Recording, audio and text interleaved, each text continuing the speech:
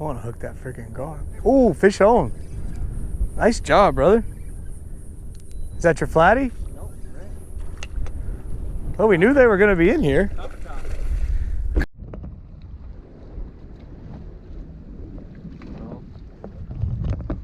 What's up, guys? Good morning and welcome back to See You Out There. It is a beautiful day on the Texas coast and we are back in Upper West Bay. Today we are dealing with some winds, 15 maybe 20 mile an hour winds straight out of the south. So we're going to fish our first flat. It's going to be a little windy. Then after this one, we're going to go tuck back in some little areas and try to find some new spots to fish. I've got my good buddy Clayton on board with us today. Clayton is a marine biologist, marine fisheries scientist. Is that what it is, Clayton? Marine fisheries, marine biology. So Clayton works out at Moody Gardens, and while we're fishing today, I'm going to ask him some interesting questions about fishing myths and how they relate to science. So maybe we'll learn something today. Maybe we'll learn some new spots. Either or, we're going to have a damn good time, and then we're going to enjoy being on the water. So we'll see you guys in a little bit. You.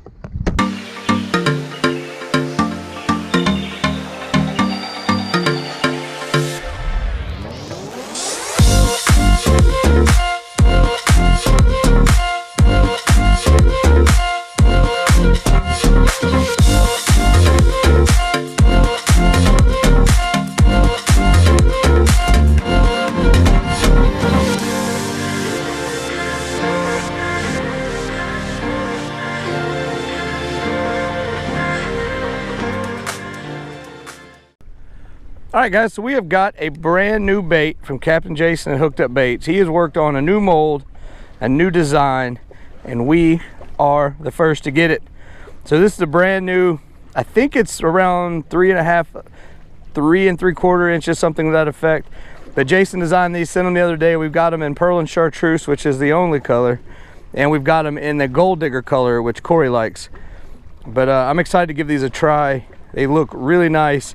They've got a slimmer profile, a longer distance between the tail. I think we'll get some good thumping out of this one. So let's put it to the test today. Clayton is throwing that 3JD Game Changer that Corey likes so much. We're both throwing 1/4 ounce jig heads, and we are searching for reds and trout, and maybe a old flatty this morning. I'm actually excited to throw this new lure.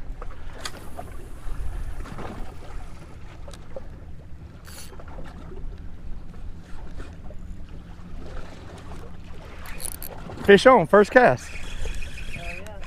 Holy crap, this is the first cast of this lure ever, and it just got ate. Jason, I'm not kidding, buddy. That's the first cast with these new lures, and something just ate it.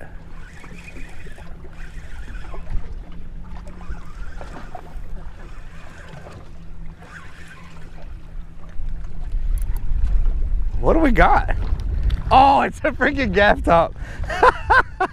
I thought we'd done something good and it's an old snothead. Look at that. That's a good one too. Yeah. Oh, I was so excited, Jason. I thought we'd done you proud, brother. Oh well.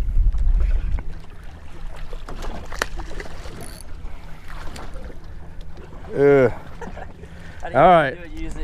Let's get him off and get back to fishing. All right, guys. Gaff top. Wasn't the fish we were hoping for. One more cast and we're gonna start drifting. Man, I thought right off the bat, I was like, freaking redfish, here we go. The only options to bring them in. Right, absolutely. What I really want to focus on is creating better habitat. There we go. A little tiny trout. A little trout.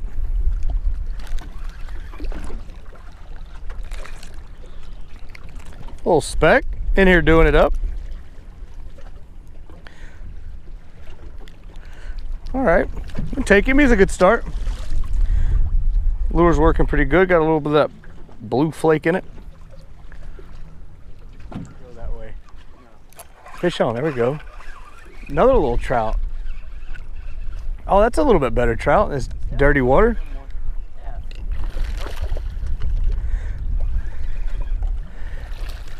That one, oh, that actually worked out best. We didn't have to mess with him. He might have been legal. I don't know. Well, cool. We got another fish on Jason's brand new lure. So far, we are a gaff top, a dinker trout, and a maybe 14-inch trout. Cool. That's where I just got thumpied. Come on, Clayton. Panicking, getting performance anxiety. They make a pill for that. I have 2 kids, I don't need to worry about it. Yeah, you work just fine. Yeah. Oh, fish. Yeah. Fine job, brother. That's a little drag puller. Good job, Clayton. He was right up against the bank too, wasn't he? He Stays buttoned up. Get much of a set in Little head shakes. It's acting like a redfish.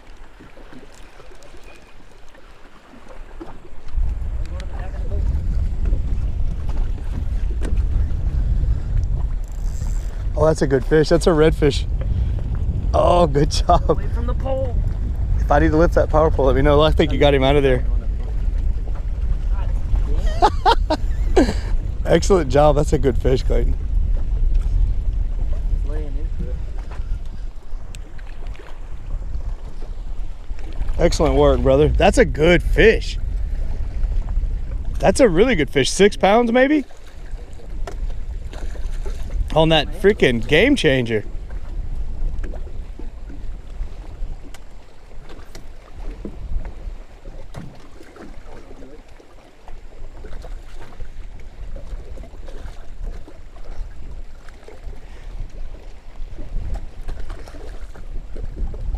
You need help?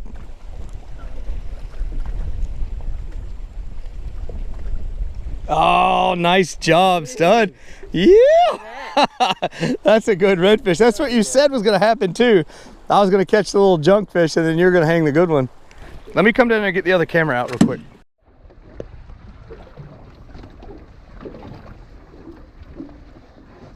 Good job, brother. Oh, that's a good fish. So I'll probably get a picture of you before you release him. A good picture. Yeah, man. Anything you want to tell us about him scientific for the video? If you think of something, yeah. If not, I mean, so he's croaking right now. I don't know if you can hear him, but hang on, let me get on this side. say if you were holding him, you could feel it. This is a redfish. Everyone knows a redfish, but Cyanide. It's they get their name from the fact that they're all a bunch of croakers, so they're able to actually stridulate their swim bladder and make a noise.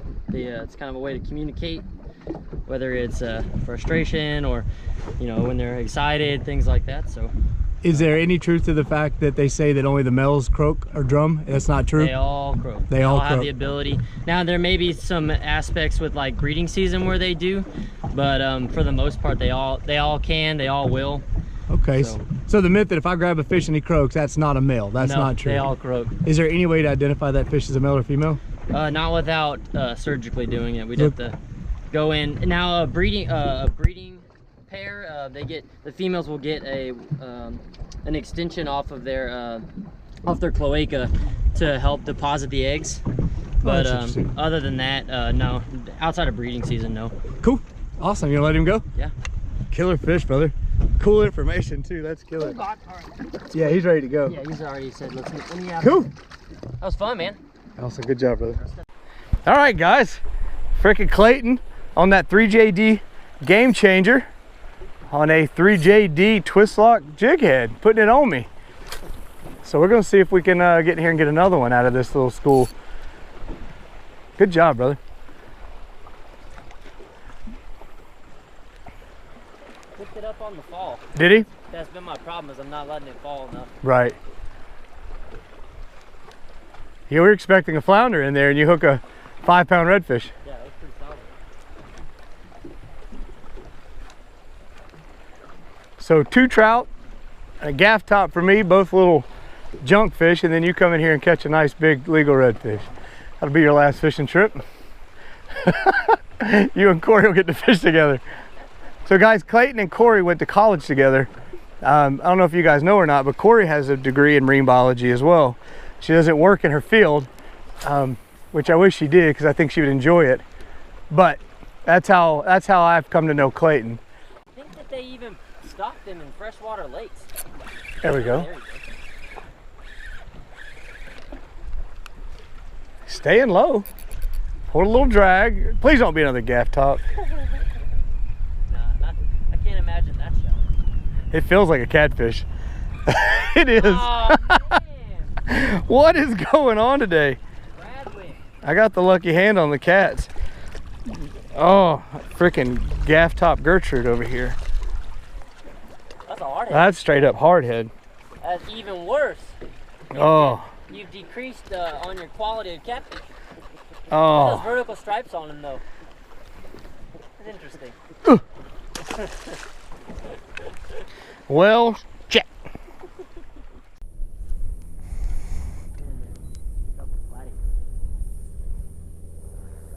I want to hook that freaking gar. Ooh, fish on. Nice job, brother. Is that your flatty? Nope, right. Well, we knew they were going to be in here. Copper top. Copper top on the game changer again. Nice work, brother. He's blue. Look at that tail. Oh, that's a pretty one. That is a good looking fish. Hooked in the same exact spot as the last one. Here, come give me a good shot of him. Oh, Right. he's beautiful. Oh! Oh! Padding there. Maybe we let him go before we kill him. He'll be alright. Nah, nice job. Nice job. Look at that. So let me ask you a question. What makes some redfish more copper than the other ones? So they can all change color pretty quick. When they get excited, they change colors. Especially when fish are hunting, they get that counter shading where it's light below and dark on top. And that kind of helps them blend in a little better. So the water doesn't cause it to happen? They actually do that? They can change color. They knowingly do it? Mm-hmm. That's killer. Yeah, it's they're like the chameleons of the sea, man. And the blue in the tail, we've always been told as fishermen that that's from eating shrimp. Is there any truth to that? You know, I'm not sure. I've seen farm-raised fish with blue in the tail Right, that aren't eating shrimp? that aren't eating shrimp. But, you know, maybe it's something, maybe it's, you know, what, iodine or something. Right. You know, some aspect of, you know, the diet. It may be in the shrimp that's not in, you know, who knows. I couldn't answer on that one. That's no worries. Yeah, I mean, it could be dietary. You know, most color that we see and perceive is all a function of structure and reflection. It's not actual pigment. Right. And so, being that it's kind of this holographic sense where it goes away, I would imagine it's more structural than anything else. Interesting. Yeah. Cool. Good job, brother. My take on it. Great freaking fish. Heck yeah, man. And good information I love the again. smell of like redfish. Yeah, it smells good, doesn't it? It does. I'd love to smell like one. It's like watermelon. I would love to smell like one. That would be awesome. Cruising past it, maybe. So I don't know if you guys at home are counting today, but there's a general theme on the skiff. And the general theme is I get my butt whipped no matter who I bring. So today I've caught 2 small trout, a gaff top, and a hardhead. And Clayton has caught 2 nice redfish, 1 legal. That one was probably, He would be close. he would have been a tail pincher. Yeah. So we're exploring new water. I'm exploring same old species, and Clayton's catching the good ones. We found this bank where the water is about 2 feet, 2.5 feet all the way up to the bank. And the bank is a little bit undercut. So we decided to quit drifting the shell bar and just kind of work our way. And we worked 200 yards down that bank. Saw quite a few big alligator gar. Had a shot on 1 small one. So we're just kind of pecking along right now looking for reds. And lo and behold, Clayton found us one. So carry on here. Trying to get slower and stuff. Ooh. There he is, something little. Oh no, he's just running with it. Whoa, That trout is mad. got him hooked there. Oh, he just had the whole lure, the lure was like Sideways with his face. Yeah, he was sitting right there in that little current.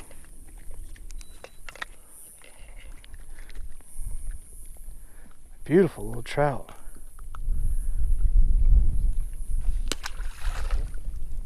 sounded like a 20-pounder going in. Belly flop, just a taste. All right, guys, so far a fun day. I've caught 2 trout or 3 trout, Clayton? 2 trout, a gaff top, a hardhead, and Clayton is smoking me down right now. He has caught 2 nice redfish, 1 up in the 5-pound range and 1 right around the 20-inch range. So we're gonna fish this last little spot for a few minutes. We're gonna catch that fish real quick. Jesus Christ, he's killing me today on those game changers. Can't even do an intro.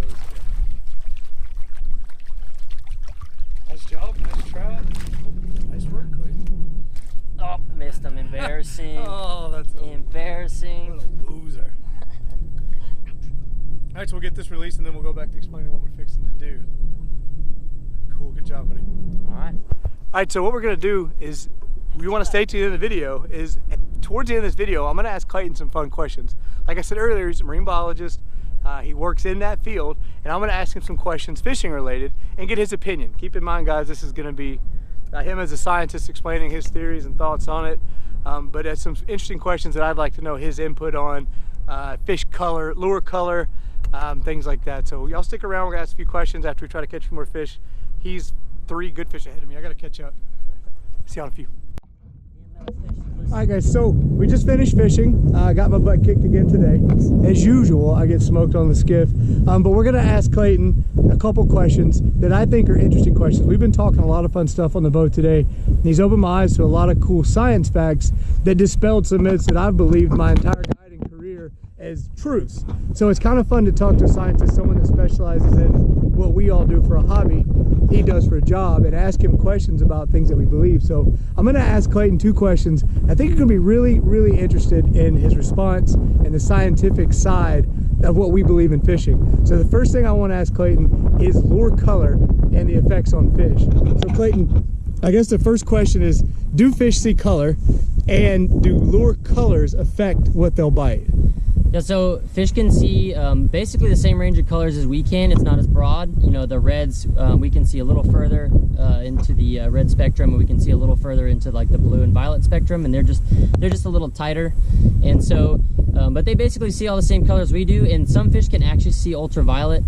To my knowledge, none of the fish we're targeting in the bay system here can, but for the most part, they can see what we can see. So they see the same colors we're seeing. You know, they see that nice purple lure with the flake in it, and you know, they see the reflection, they see that white tail, so they see it all. But the big thing is, especially in these dark and murky waters, it'd be like us, you know, seeing things at twilight, you know, at dark, kind of murky conditions, or like heavy fogs. It's going to be that same kind of situation. And you know, everyone knows that it's much harder to catch a bass in clear water than it is to catch something in murky water. It's, you know, they're relying on other senses at that point to kind of determine, hey, I'm going to eat this, and so they kind of lose that visual quality of, hey, I can see this. So imagine if you're out in the you know, early morning hours, it's heavy fog, you know, you're only going to be able to see 15-20 feet sometimes. It's the same thing with fish in these dark waters.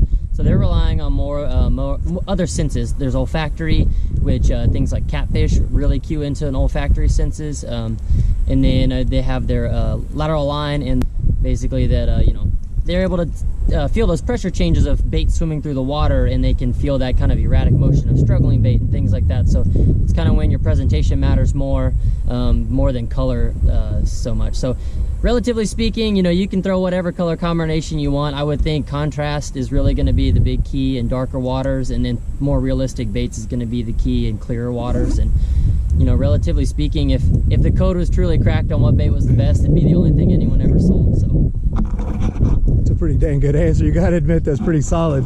So it kind of, from a scientific standpoint, it ties back to the old myth you're always told to throw clear baits in clear water, dark baits in dark water.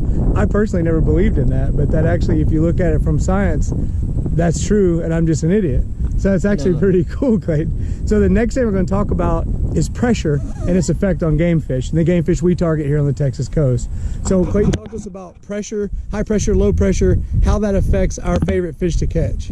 Yeah, so everyone likes to talk about barometric pressure. You know, ahead of storms, the pressure always starts dropping, and kind of that effect on the fish. And so what I've kind of, and I even had to do some research on this to really kind of understand the process. And so the big thing everyone talks about is that when the pressure changes, it affects the fish's swim bladder and makes them uncomfortable.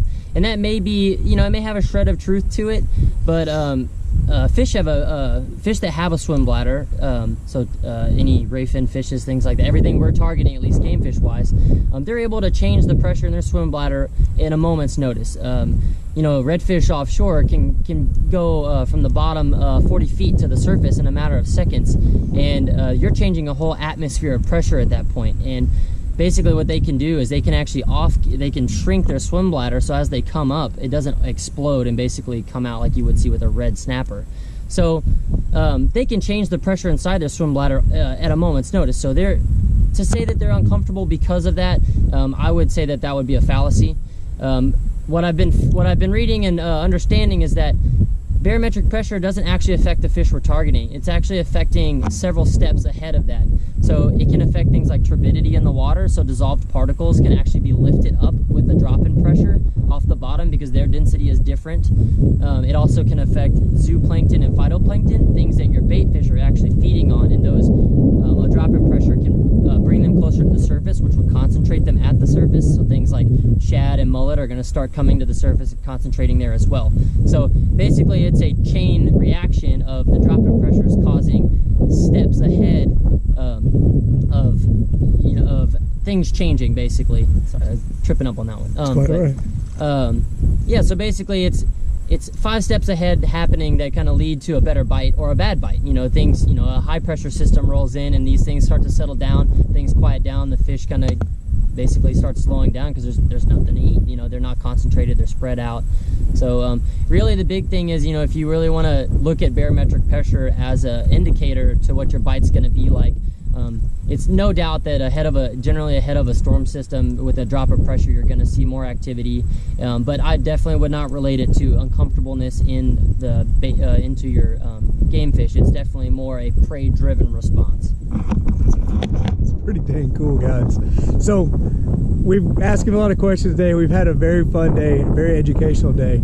And what I'll do is I'll say, if you guys have any particular questions, anything you'd like covered, drop it in the comment section below. If we get enough questions, what I'll do is I'll ask Clayton to come back, we'll fish together again, and we'll attack some more questions on another fishing trip. It's fun to fish with, except for when he whips me like he did today. But if you've got questions and you got stuff you want to know from a scientific standpoint, if you find it as interesting as I do, then we'll invite Clayton back on the boat, we'll fish, we'll let him spank me again, and he'll drop some more knowledge on us. So Clayton, I really appreciate it, man. It's been an awesome day. Hey man, I'm glad to be out here. I haven't been on the water in a long time, so it was really nice, and you know, I wouldn't have caught all the fish without a good guide. So that was pretty clever. All right guys, we'll catch you in a few minutes.